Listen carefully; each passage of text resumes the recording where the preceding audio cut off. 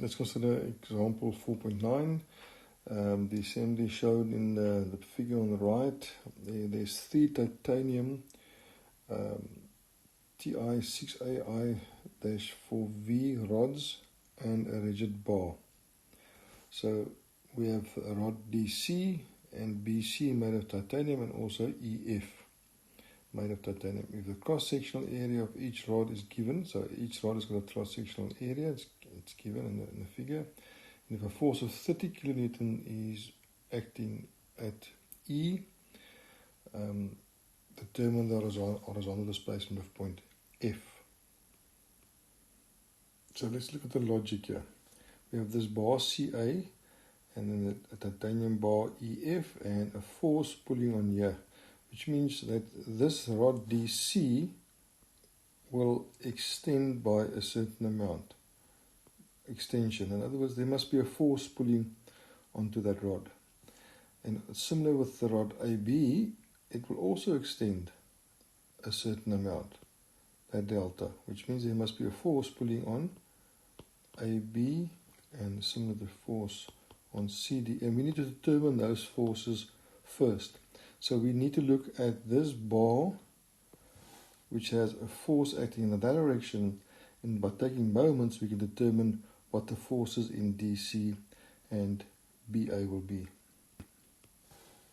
So the first thing we do is we take moments around that bar. So there's the bar. So if we take moments around this bar with the 30 Newton acting that way, where now that's 0.6, this is 0.3, we can determine the forces in CD and both in AF as well. In AB.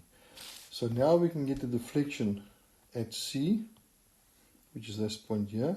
We now can calculate that deflection, how much it will deflect, because we know the force in it. That's the force. So it's force times length over AE.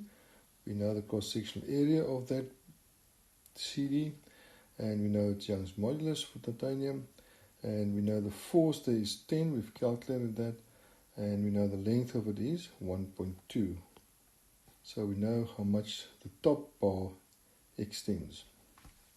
Similarly at the bottom at point A, it's the force, which we know is 20, multiplied by the length of it, which is 1.8, divided by the cross-section area, and we know the bottom bar extends by 0.3333 millimeters.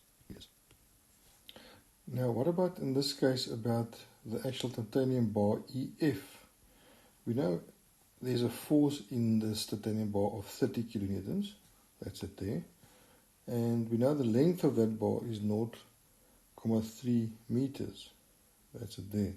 So this length of this bar is 0.3 meters. So this bar EF also extends. It's also got a deflection. So if we want to calculate that deflection,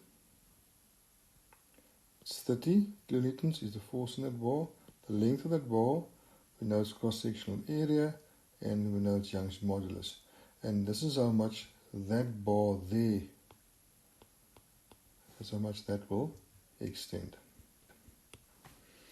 If you now consider the bar CA, and just looking at the extensions of the point C and A, just because of the bar CD's extension and the bar AB's extension, we know at this end of C, the bar extends 0.1667, and at A, the bottom of the bar, it extends double that, 0.333.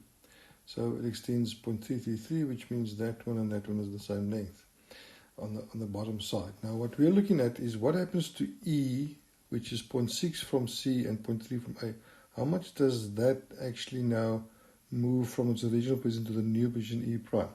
So we determine that by simply saying that deflection divided by that vertical height must be equal to this vertical height divided by that vertical height. It's just ratios. So this is what they do over here.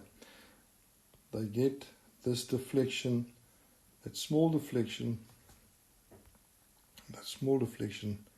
over there as 0.1111 millimeters. Just that section there that it extends. So that's not the total extension of E, because it extends from E, it extends that, which is 0.1667 plus that new extension there. But that's not the total extension.